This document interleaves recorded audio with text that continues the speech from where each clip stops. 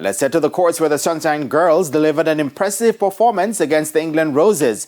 In their series decided to come away 2-1 winners in the 4-match Horizon Vitality Series and lift the inaugural Rhone Hornsby Trophy at the National Indoor Centre on Tuesday.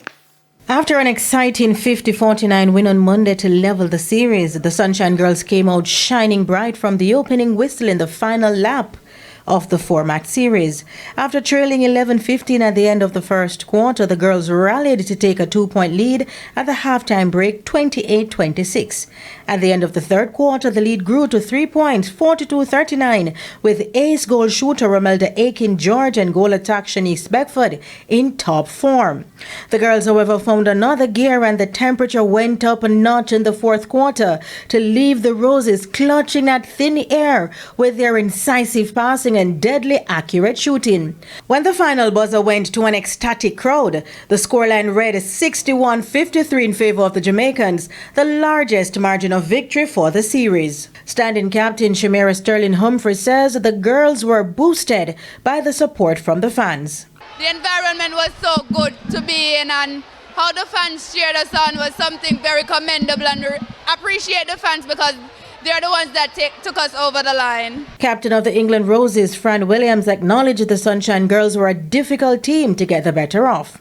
Yeah, definitely a tough loss, and we're disappointed because we started the game really well, but we let them back in by half-time, and then it's a tough team to go goal for goal with. They're hard to win the ball off, and it takes a lot of effort for us to score down that end. So, yeah, we just need to sharpen up more in how we can close our 60-minute game. I thought we looked a bit too tired towards the end. The Sunshine Girls will tackle South Africa in January, and head coach Sashige Henry says with the absence of some of the top players, it will be a good opportunity to look at up-and-coming players.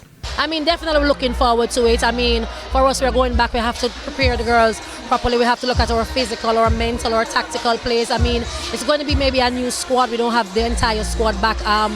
We might not have our shooting lineup for that series. So it's going to be quite impressive. We believe in growth and development and looking at the young players. So I'm looking forward to the South Africa series. Meanwhile, President of Netball Jamaica, Tricia Robinson, says with the tremendous support from the fans, it's important to get more international games on local soil. Well, it has always been our desire to ensure that the girls play more games. This is our first international series following the World Cup. England has played so many games. We have had to be strategic in how it is that we approach our international games. South Africa is here in January, and we're hoping that we're able to put more international games on our local soil. Not one game, not 2 games, many more games. Aria Dixon was named the player of the game, while Sterling Humphrey was named the player of the series. Denise Walters for TVJ Sports.